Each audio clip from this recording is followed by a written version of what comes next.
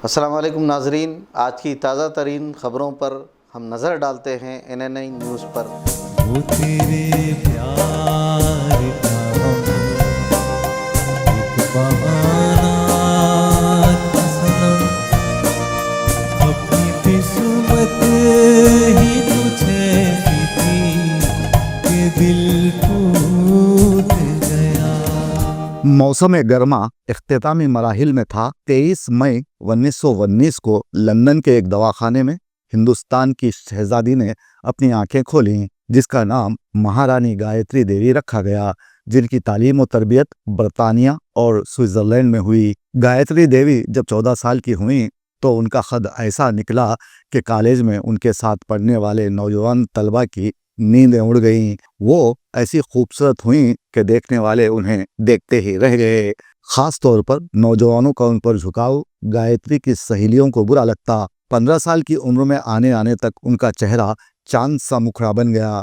झील सी गहरी आंखें, सतवां नाक, रसीले होंठ, इस हसीन सरापे में सरोखद, सुराहीदार गर्दन, दराज गेसू आंखें गोया शराब के कटोरे, जिनमें झील और समंदर ही नहीं बल्कि बहुत से सरबस्ता राज, गुमनाम जजीरे, ख्वाब और नींद दिखाई देते। भरे पूरे जिस्म की मालिक गायत्री हुस्न की देवी दिखाई देती।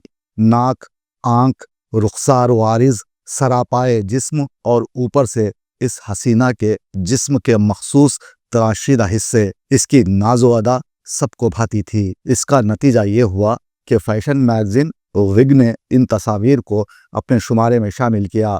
इस तरह गायत्री को ये एजाज़ हासिल है कि वो पहली हिंदुस्तानी खातून थी जो विग मैगजीन की जीनत बनी, और उनका शुमार दुनिया की 10 खूबसूरत तरीन खवातीन में हुआ था। लेकिन गायत्री अपने हुस्न से बेपरवाह किसी टॉम बॉय की तरह अपनी ज़िंदगी गुजारती रहीं। जैसे जैसे वक्त गुजरता रहा वैसे वैसे गायत्री के मिजाज में तब्दीली आती गई। आगे बढ़ने से कबल यहाँ मैं आपको ये बताना ज़रूरी समझता हूँ कि गायत्री देवी का ताल्लुक़ सूबे बंगाल में कूच बिहार के राजा से है। वो इसी ख़ानदान में पैदा हुई, जबकि उनके वालिद मराठी ख़ानदान से ताल्लुक़ रखते थे। गायत्री बड़ौदा के राजा महाराजा सायाजी गायकवाड़ सुवम की इकलौती बेटी इंदिरा देवी के वतन से लंदन में पैदा हुई। गायत्री देवी को घोड़सवारी का शौक जुनून की हद तक था। जब वो घोड़े पर बैठती तो उन्हें महसूस होता कि वो कई घोड़ों को एक साथ काबू में कर सकती हैं। सिगरेट पीना उनका महबूब मशगला था और वो कसरत से शराब नोशी के अलावा सिगरेट के कश लगाती रहती। महज 16 साल की उम्र में उसने तेंदुए का शिकार करते हुए साबित किया कि वो बुरी आदतों का शिकार होते हुए भी बहादुरी में किसी मर्द से कम नहीं। गायत्री का शुमार शहसवारों में होता था। वो शिकार की शौकीन थी और कई कई दिन शिकार के ताक़ुब में भटकती रहती। खेलों में वो पोलो नामी खेल का शौक़ रखती थीं। शाही ख़ानदान से ताल्लुक़ रखती थीं। दौलत के घर में रेल पेल थी, ताहम महंगी गाड़ियाँ खरीदना भी उन्हें अच्छा लगता था। वो हिंदुस्तान की पहली खातून थी जिनके पास मर्सिडीज़ बेंज कार थी। जब इन कारों में सफ़र कर कर के वो थक गईं तो कई रोल्स रॉयस कारें खरीदीं। इससे भी जीना भरा तो एक ज़ाती तैयारा खरीद लिया और इसमें सफ़र करने लगीं। कुछ बिहार की ये शहज़ादी और जयपुर की महारानी उनफुआन शबाब में ही इश्क में मुब्तला हो गईं। जयपुर के राजा मानसिंह दुवम, जो पोलो के शौकीन थे, अक्सर खेलने के लिए बंगाल आया करते थे और हमेशा कुछ बिहार के राजा के यहाँ मेहमान बनकर ठहरते। जब उन्होंने एक दिन गायत्री को देखा तो पहली नज़र में अपना दिल खो बैठे। राजा मानसिंह गायत्री से 7 साल बड़े थे। जब पहली मर्तबा गायत्री देवी से वो मिले थे तब तक उनकी 2 शादियां हो चुकी थीं। राजा ने गायत्री का हाथ मांगा तो गायत्री की माँ इंदिरा देवी ने इनकार कर दिया, लेकिन गायत्री देवी ने पुरकशिश और मर्दाना वजाहत से मालामाल राजा को अपना दिल सौंप दिया और ख़ानदान से छुप छुपा कर बैरून मुल्क उनसे मुलाकातें करती। उसके बाद कई सालों तक वो साथ साथ देखे गए।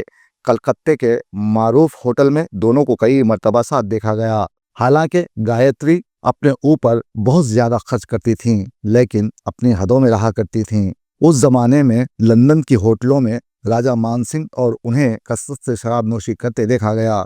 दोनों की इस हालत को महसूस करने के बाद गायत्री की मां ने उनकी शादी के लिए हामी भर ली। 1940 में दोनों की शादी हो गई। इस तरह मानसिंह की वो तीसरी बीवी कहलाई और बाद में राजमाता कहलाई। उन्हें एक लड़का हुआ।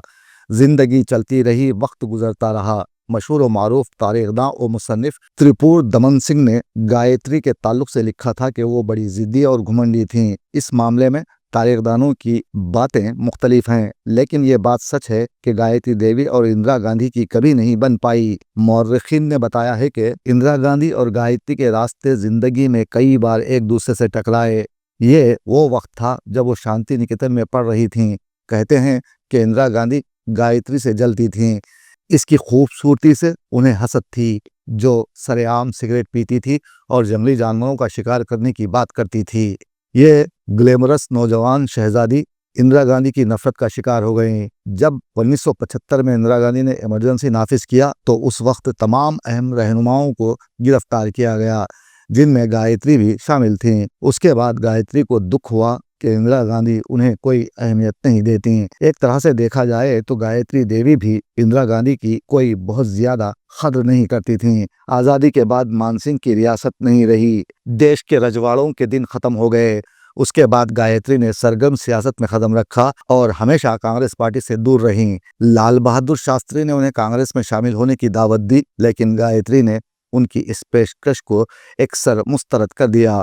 गायत्री देवी को जुलाई 1975 में इमरजेंसी के दौरान टैक्स कवानीन की खिलाफ वर्जी के इल्ज़ाम में गिरफ्तार किया गया। तिहाड़ जेल में वो 5.5 माह कैदोबंद की सोबतें बर्दाश्त की। वहाँ से रिहाई के बाद उन्होंने सियासत से किनारा कशी कर ली। उनकी ज़िंदगी पर एस रामाराव ने यह प्रिंसेस डायरी के नाम से स्वानें लिखी, जो 1976 में शाये हुई। सन 1971 में उनके शौहर का देहांत हो गया।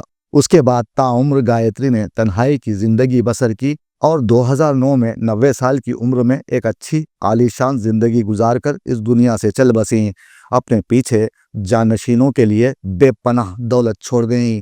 सन 2012 में उनके जानशीन ने दिल्ली हाई कोर्ट में एक अपील दायर की कि इमरजेंसी में हुकूमत ने उनका जो 800 किलोग्राम सोना जब्त किया था वो उन्हें वापस दिया जाए।